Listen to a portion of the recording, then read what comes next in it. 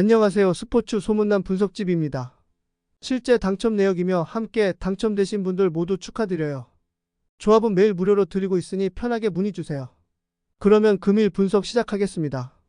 금일 해외축구 덴마크 대 스페인 경기 분석 시작하겠습니다. 홈팀 덴마크는 9월 일정에서 연승에 성공하며 선두로 치고 올라왔었지만 10월 일정 두 경기에서 승점 1점에 그치며 주춤했습니다. 스위스 원정에서는 이삭센과 에릭센 등의 골이 터졌지만 스페인 원정을 패한 것이 아쉬웠으나 그래도 이 경기를 승리하면 스페인과 어깨를 나란히 할 수 있습니다. 홈이기에 호이비에르와 에릭센 등 중앙 미드필더들이 공격에 적극적으로 가담할 것이고 헤룬과 요나스 빈, 이삭센 등 골을 넣을 수 있는 선수들이 모두 나설 것으로 보입니다. 원정팀 스페인은 첫 경기 무승부 이후 3연승에 성공하며 조선두로 올라섰습니다.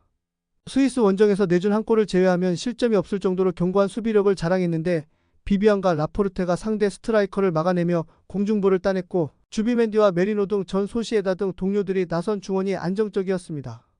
모라타의 결정력도 좋아졌기에 조일위를 노리고 있습니다. 접전을 봅니다. 덴마크는 스위스와 세르비아 상대로 2골차 승리를 따내는 등 코펜하겐에서 열리는 홈경기에 매우 강합니다. 이 경기에서도 스페인 상대로 주도권을 주지 않을 수 있습니다만 메리노와 주비멘디, 파비안 루이스 등 스페인 중앙 미드필더들이 경기 내내 수비를 보호하며 임할 것이기에 덴마크의 승점 3점은 어려워 보입니다. 금일 해외축구 북아일랜드 대 벨라루스 경기 분석 시작하겠습니다. 홈팀 북아일랜드는 10월 일정에서 1승 1무를 기록하며 조일위로 올라섰습니다.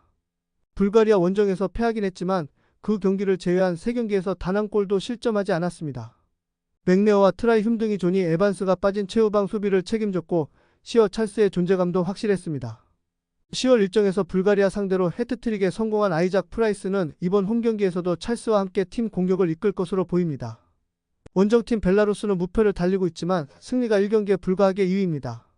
그러나 북아일랜드와 함께 4경기에서 단 한 골만 실점하며 탄탄한 수비력을 보여주고 있고 마티노비치와 팔리세비치 등 좋은 피지컬을 기본으로 상대 공격수의 침투를 저지하는 최종 수비가 있고 공중볼 장악에도 강점이 있습니다. 북아일랜드의 승리를 봅니다. 원정팀은 막스 에봉을 중심으로 안정적으로 볼점유가 가능한 중앙 미드필더들을 내세워 경기에 임할 것이나 시카부카와 그로미코 등 최전방 공격수들은 마무리에 강점이 없습니다. 홈이 이점을 누릴 수 있고 프라이스와 찰스가 공격을 주도할 북아일랜드가 원하는 결과를 가져갈 것으로 보입니다. 금일 해외축구 포르투갈 대 폴란드 경기 분석 시작하겠습니다. 홈팀 포르투갈은 스코틀랜드 원정에서 무승부를 기록했지만 3승 1무로 1위를 달리며 파이널 4강행을 노리고 있습니다. 호날두가 여전한 골 마무리를 하는 데다 디오고 조타와 콘세이상, 실바와 하파엘 레앙을 비롯한 막강한 공격력을 자랑합니다. 이 경기는 홈이고 승리하면 1위가 더 유력해지기에 로테이션 없이 전력을 다할 것입니다. 비티냐와 페르난데스가 중원에서 공격을 주도할 것으로 보입니다. 원정팀 폴란드는 스코틀랜드전 승리로 조 3위를 달리고 있습니다.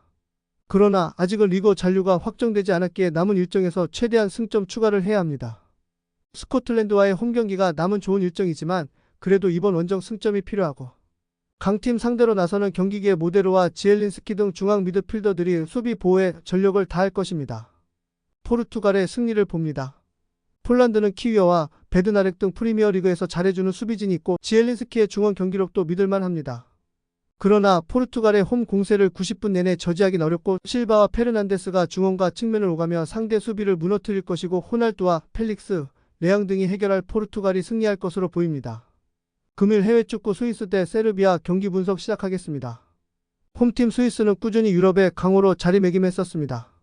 월드컵과 유로 등에서는 프랑스를 비롯한 강팀을 제압하며 높은 위치로 가기도 했었습니다. 그러나 이번 네이션스 리그는 아쉬운 상황이 이어지고 있고 직전 홈경기에서 덴마크 상대로 승점을 따내긴 했지만 그때 따낸 1점이 전부입니다.